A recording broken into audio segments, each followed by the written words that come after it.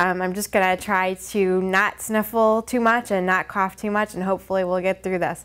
Some of the things that we're going to be using today in our little meal planner, and the idea for this is that at the top here are the different days of the week, and this would explain what's for dinner for that night. So we've painted the inside pages here with a little bit of chalkboard paint, and you can just write with chalk on the inside what your meal is for that night, and then wipe it with a dry or wet paper towel, and you're ready to fill in for the next week. So if you've got little ones that are around the house that are always asking you what's for dinner for the evening, you can have everything filled out, and it might even help you for menu planning for your shopping lists.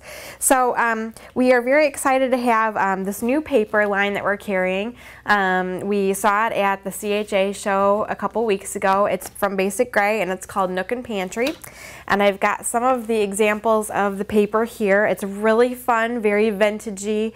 That was a big trend that we saw at the show. And as you can see, what's really nice about these pages is that they are double-sided.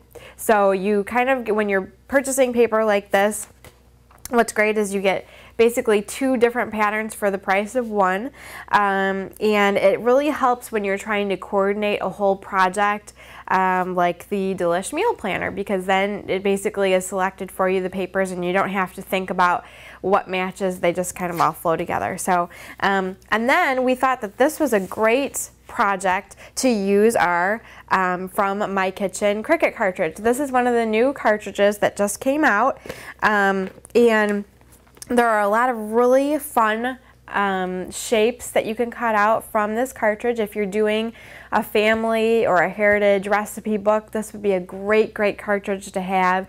Worked very well in our meal planner, just basically anything that you're doing that's kitchen related.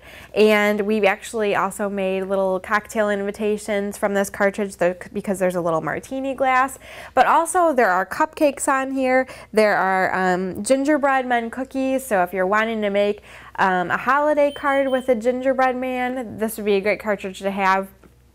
Just not limiting at all. You can use it for many different things. In addition, it also has some recipe tabs and recipe cards on there.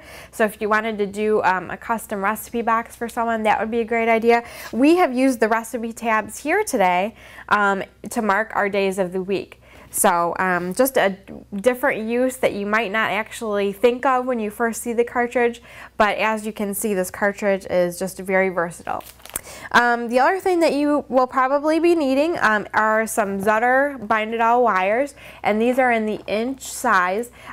If you don't have the Zutter, you could certainly pick it up. It's a great tool to have, but if you want to do something else like a crocodile to bind your book together and punch some holes and tie some ribbon, that is totally up to you.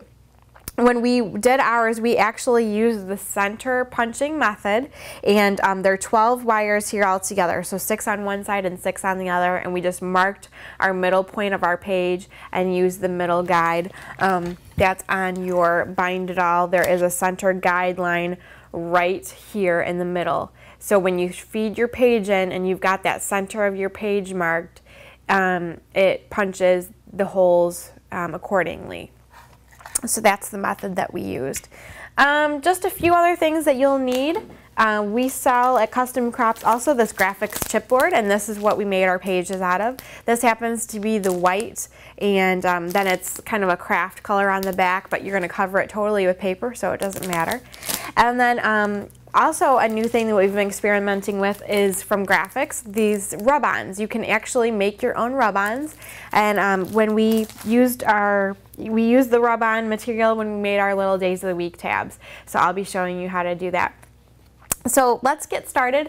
We're doing things a little bit differently here at Custom Crops. Going forward with our projects, we're going to start putting online tutorials in a written form, and we're going to be covering maybe a little bit less steps on camera just to speed things along. So if there's something that you missed, we're always available to answer questions, but the online tutorial, the written tutorial, should be available to you if you're looking for a step-by-step instruction.